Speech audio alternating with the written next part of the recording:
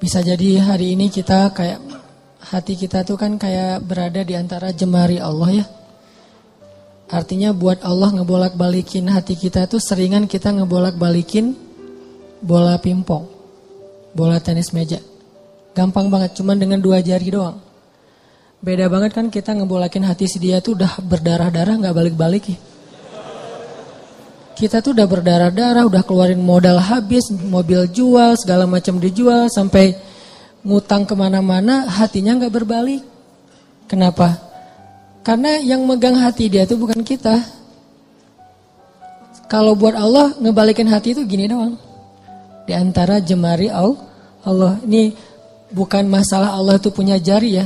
Karena laisa kamitslihi syai'. Jangan dianalogikan punya jari kayak makhluk, itu nggak boleh.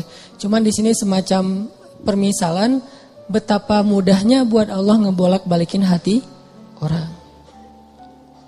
Orang yang mungkin nggak pernah kebayang dia bakalan masuk Islam, yang kebayang oleh yang lain tuh dia bakalan mati dalam keadaan memusuhi Nabi itu, malah ternyata dengan mudah Allah balikan hatinya. Justru di hari ketika dia pengen bunuh Nabi. Di hari ketika dia bawa pedang tanpa sarung. Kalau bawa pedang pakai sarung tuh masih labil. Bunuh gak ya, masukin lagi, keluarin lagi kan ya. Ini gak pakai sarung, artinya udah mantap banget nih pengen bunuh Nabi. Gak akan dibawa pulang tuh pedang, kecuali ujungnya udah berdarah. Di hari ketika dia pengen bunuh Nabi, di hari itu juga Allah tunjukkan keajaiban. Allah tunjukkan kebesarannya. Allah gak mau bikin Umar masuk Islam pas lagi normal. Itu gak keren. Ceritanya tuh kurang klimaks. Ini pinter hebatnya Allah ya. Allah kan maha hakim, bijaksana banget. Bikin cerita tuh yang kalau ditonton, diceritain, dibahas tuh enak. Kalau terlalu garing, flat kan agak-agak gimana ya, bosan ya. Kayak ada film yang thriller gitu tentang pembunuhan. Udah udah 2 jam kita nonton, belum jelas ceritanya kan gak enak nih. Gak ada klimaksnya. Nah ini dibikin klimaks, justru titik baliknya itu di posisi yang paling nadir, yang paling sulit. Posisi ketika dia mau bunuh Nabi, malah dia dapat hidayah. Segampang apa? Segampang ngebolak balikin bola pingpong dengan 2 jari. Mungkin lebih ringan dari itu. Bukan mungkin, pastinya. Jadi alhamdulillah Allah masih menetapkan hati kita dalam keislaman, masih menetapkan hati kita untuk mencintai majelis-majelis surga. Bukan berarti di luar itu majelis neraka, bukan ya. Enggak, kita kan prinsip saya mah respect each other, no judgment, kan itu prinsip saya. Jadi saya kalau ngebahas kebaikan, enggak ada maksud menyinggung ke yang lain bahwa itu buruk, enggak. Cuman mencintai majelis ilmu itu salah satu majelis yang luar biasa loh. Malaikat aja cinta, apalagi kita. Artinya malaikat itu nggak punya modus apa-apa kan mencintai majelis ini. Nggak gara-gara malaikat datang ke sini terus malaikat dicatat sama malaikat lain. Lu datang ya, gua catat nih. Nggak kan? Malaikat nggak saling mencatat lah. Malaikat kan mencatat manusia. Kalau malaikat saling mencatat kan ntar jadi ada transaksi gitu. Lo catat gua, ntar gua balas catat lo, saling mencatat gitu kan. Berapa? 10. Udah tambahin deh nolnya. Kan 0 doang jadi 100 misalnya. Nggak ada malaikat saling mencatat amal malaikat. Malaikat itu mencatat kita. Jadi nggak ada modusnya malaikat datang ke majelis ilmu itu kecuali karena memang majelis ini emang baik. Malaikat itu nge-like bukan karena pengen di follow back sama kita, nggak butuh malaikat follow back dari kita. Kita yang butuh follow back dari malaikat. Apa untungnya malaikat di follow back sama kita? Nggak nguntungin kan, biasa aja karena followersnya udah banyak. Jadi nambah 1-2 dari manusia tuh kayak nggak ngaruh gitu.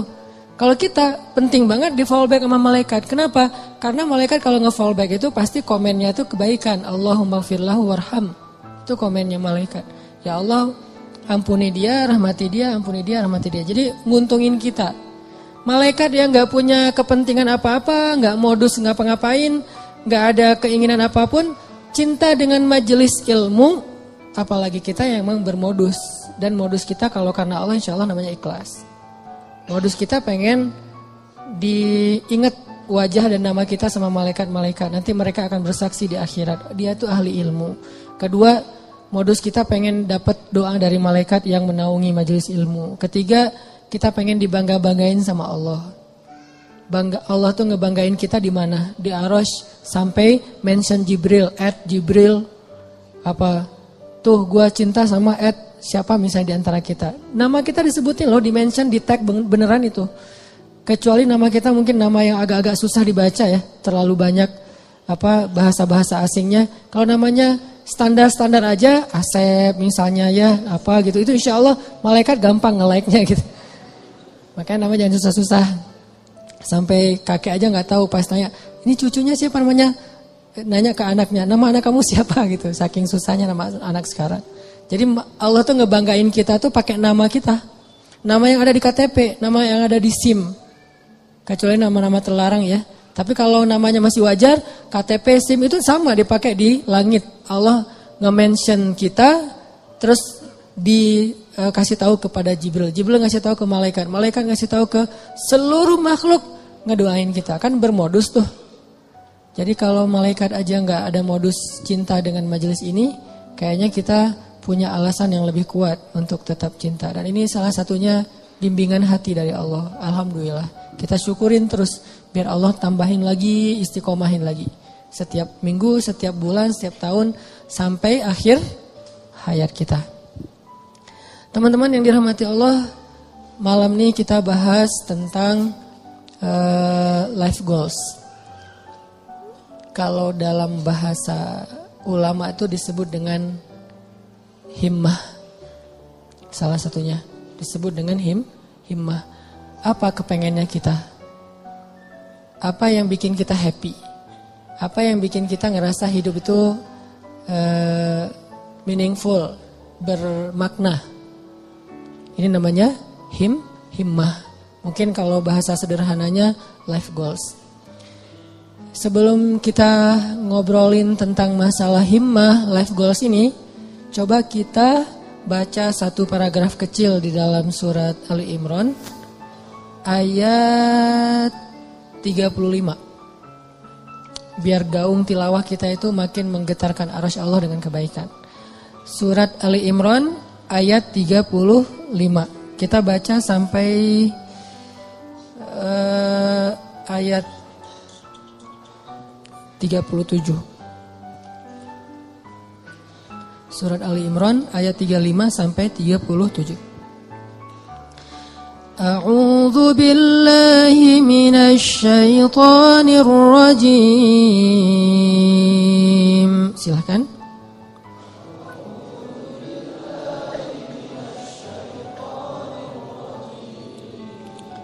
Bismillahirrahmanirrahim.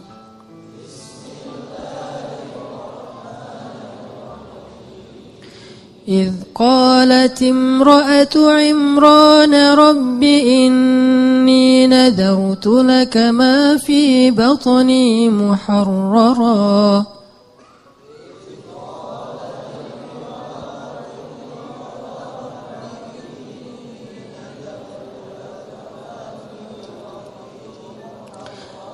فتقبل مني إنك أنت السميع العليم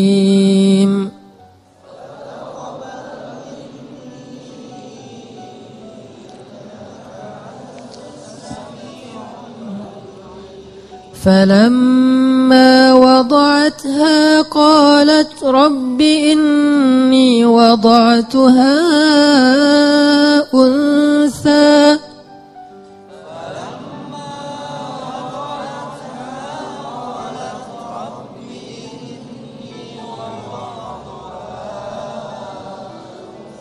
والله أعلم بما وضعت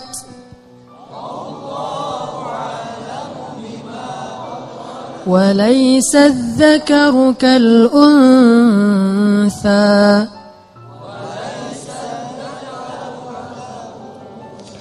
وإني سميتها مريم وإني أعيذها بك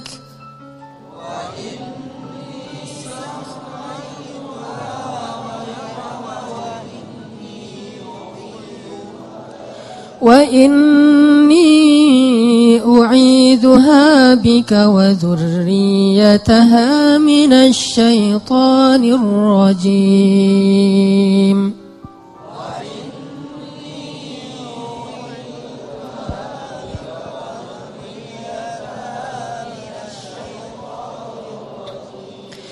فتقبلها ربها بقبول حسن وأنبتها نباتا حسنا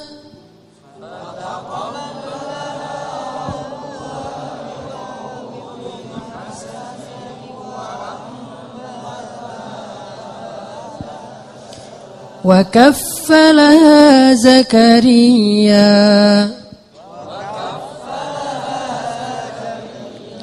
كلما دخل عليها زكريا المحراب وجد عندها رزقا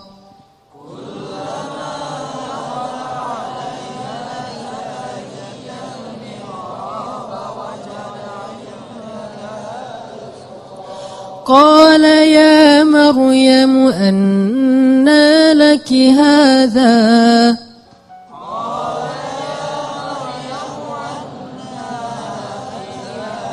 قالت هو من عند الله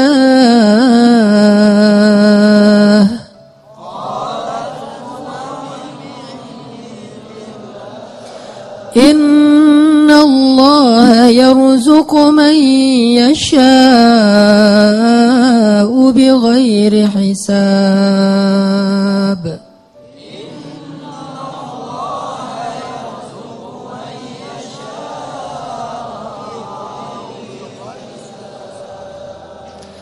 Ingatlah kisah ketika istri Imran berdoa, "Ya Tuhanku, sesungguhnya aku bernazar kepada Engkau agar janin yang ada dalam kandunganku kelak menjadi seorang hamba yang berkhidmat kepadamu di dalam masjid, yaitu Masjidil Aqsa.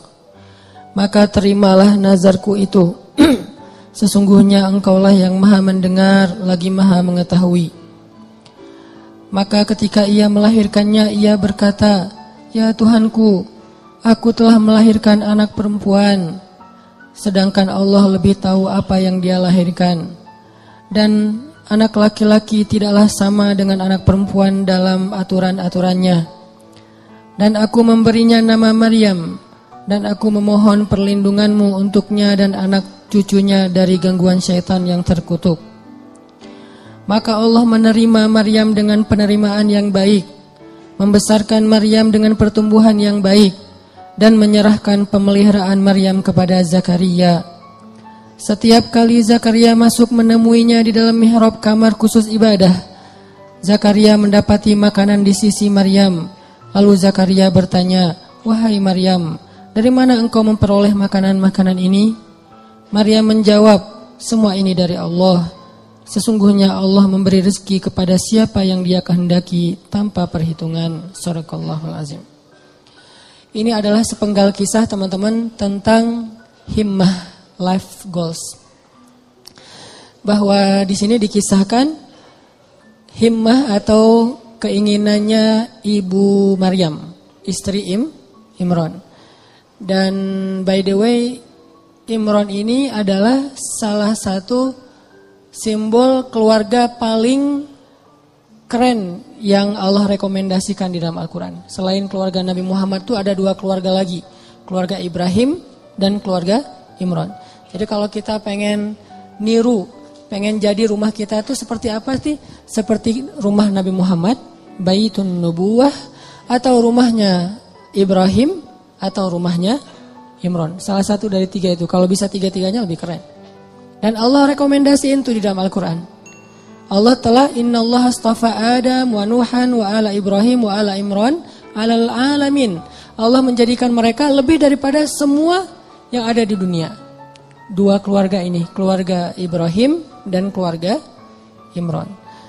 Bahkan sebagian ulama sampai berdebat, Imran ini nabi atau bukan. Sebagian mengatakan Imran ini orang solih, dan sebagian lagi mengatakan Imran ini termasuk salah satu di antara nabi, walaupun bukan rasul. Karena sebagian ulama mengatakan Nabi itu ada 124.000, banyak. Dan salah satunya ada Imran. Terlepas dari perdebatan status Imran, yang jelas dia adalah hamba terpilih. Dan Allah menikahkan Imran dengan seorang perempuan yang sangat solehah. Perempuan yang gak sembarangan perempuan. Yang dari bibit yang luar biasa ini nanti muncullah keturunan-keturunan yang luar biasa, hebat, menyejarah. Sampai Al-Quran aja nyebut mereka, nyebut namanya, nyebut kisahnya, nyebut keutamaannya. Itu keren banget. Dan tadi saya bilang by the way-nya apa? Istri Imran itu adalah adik kakak dengan istri Zakaria. Jadi Imran sama Zakaria apaan? Ipar ya. Karena istri Imran itu adik kakak sama istri Zakaria. Jadi Imran, Zakaria ini orang-orang soleh semua. Yang tinggal di Palestina atau tinggal di dekat Masjidil Aqsa. Lama Imran gak punya anak, lama Zakaria juga gak punya anak. Dua-duanya gak punya anak nih. Imran gak punya anak sampai usia tua, Zakaria juga gak punya anak sampai usia tua. Sampai kemudian istri Imran bernazar. Dulu nazar itu masih sesuatu yang wajar. Di zaman Nabi Muhammad sampai kita sekarang, nazar itu boleh tapi agak kurang disukai. Tapi boleh-boleh aja. Nah dulu istri Imran bernazar, ini nazar tuh, saya bernazar. Kalau saya hamil, saya pengen punya anak laki-laki. Kalau dia jadi anak laki-laki, akan saya jadikan dia sebagai marbot Masjid Al-Aqsa. Sebagai khadim atau marbot Masjidil Aqsa. Ini life goalsnya istri Imran. Pengen punya anak yang ngemakmurin rumah Allah. Pengen punya anak yang kerjanya ngapain? Jaga rumah Allah. Supaya Allah jaga dia nanti di akhirat. Dia kerjaannya tuh bersih-bersih masjid. Dan itu bukan kerjaan orang yang pengangguran loh ya. Walaupun istilah di kita itu marbot. Itu istilah yang mungkin jadi kemudian terkesan di masyarakat sesuatu yang nggak keren. Biasa aja. Padahal itu pekerjaan paling mulia loh. Kalau ada orang yang sebagai mungkin dia yang bertanggung jawab di sebuah bangunan, sejarah, perpustakaan, museum, kayak gitu-gitu. Ada yang lebih keren, ngejaga rumah Allah Subhanahu Wa Taala. Ngejaga di sini bukan berarti Allah nggak bisa ngejaga. Allah ngasih kita bagian supaya kita dapat kebaikan, karena kehormatan. Kalau Allah menjagain sendiri terus nggak ada peluang kita untuk dapat kehormatan dari Allah. Justru karena Allah kasih kesempatan, ini bukan karena Allah kurang mampu, enggak. Tapi Allah pengen kita dapat kehormatan dengan menjaga rumah Allah. Memakmurkan rumah Allah. Itu life goalsnya istri Imran. Pengen banget punya anak laki-laki bakalan jadi seperti Zakaria. Jadi istri Imran ngefans banget berat sama Zakaria. Ya Allah, saya pengen punya anak laki-laki kayak gitu tuh. Kayak ipar saya. Kayak Zakaria. Mudah-mudahan anaknya laki-laki. Nazar sampai. Fataqabbal minni ya Rabb. Terima ya Allah, terima. Nazar. Dulu kan gak ada USG ya. Ketawanya pas sudah lahir. Pas sudah lahir, kaget istri Imran. Rabbi, inni wada'atuha unsa. Ya Allah, gimana nih anaknya perempuan? Sementara, walaysa dzakaru kal unsa. Ini perlu kita garis bawahin. Laki-laki tidak sama seperti perempuan. Ini bukan bab emansipasi. Bukan Islam anti kesetaraan gender, bukan. Maksudnya adalah, dulu tradisi orang Bani Israel, tradisi orang Yahudi yang ada di Palestina, perempuan itu gak boleh menjadi marbot di masjid. Perempuan itu gak boleh belajar di dalam masjid. Perempuan itu gak boleh bahkan masuk ke masjid kecuali terbatas sekali gitu. Jadi maksud laki-laki tidak sama dengan perempuan, maksudnya tradisi yang berlaku waktu itu tidak sama laki-laki dengan perempuan. Ini bukan doktrin bahwa Islam itu gak mengakui perempuan, bukan. Kita harus balik lagi ayat itu, kembalikan lagi kepada konteks sejarahnya. Makanya saya sering bilang, jangan menjudge sejarah dengan angle kekinian, pasti jadi salah paham. Kalau kita menilai sejarah tapi pakai persepsi kekinian, kita akan sering salah paham terhadap sejarah. Kok gini sih, kok gitu sih? Kenapa? Karena kita ngelihatnya benturan dengan culture kekinian kan? Makanya kalau pengen ngerti sejarah, pakailah angle sejarah. Jadi yang dilihat bukan cuma adegannya, sampai persepsi sejarah, emosional sejarah, lengkap gitu. Jadi sejarah itu sampai baper. Jangan cuman adegan tapi persepsinya kekinian, gak nyambung. Nah pada masa itu, laki-laki dan perempuan itu dibedain tentang masjid. Laki-laki boleh masuk ke masjid bebas, boleh berkhidmat di masjid, boleh belajar di masjid, boleh jadi ulama di masjid. Perempuan gak boleh, beda dengan di Islam kan. Kalau di Islam justru sebaliknya. Sama laki-laki dengan perempuan dalam masjid, cuman beda fikih. Kalau perempuan lagi haid nanti ada batasannya. Tapi kalau perannya di dalam masjid boleh banget. Buktinya apa? Aisyah itu ngajarin hadis di dalam masjid loh, dan muridnya laki-laki. Muridnya Aisyah itu juga banyak laki-laki. Walaupun berdua ngajarnya tuh, Abu Hurairah sama Aisyah. Tapi banyak hadis-hadis yang Aisyah tahu, Abu Hurairah nggak tahu. Atau hadis-hadis yang Abu Hurairah tahu, Aisyah nggak tahu. Sehingga mereka kayak saling mention gitu, saling broadcast. Aisyah broadcastin dong hadis-hadis yang gua nggak tahu, di broadcast sama Aisyah. Nanti Aisyah juga minta dari Abu Hurairah, saling transfer hadis. Bukan untuk mentahzir ya. Mereka mentransfer hadis bukan untuk nyalah-nyalahin, apa salah lo, enggak. Mentransfer hadis tuh untuk saling sharing kebaikan. Motivasi sifatnya. Oh ada hadis gitu ya, iya gitu. Jadi dalam Islam Abu Hurairah, Aisyah ngajar di masjid, nanti ada tokoh-tokoh perempuan yang luar biasa banyaknya, termasuk yang paling legend itu kan Khadijah ya. Yang paling berpengaruh dalam dakwah Nabi kan Khadijah, dan Khadijah itu nggak tinggal diam di rumah nungguin Nabi Muhammad mana ya, udah jam segini belum pulang, ditelepon nggak diangkat aja, kayaknya habis baterai deh, gitu-gitu enggak.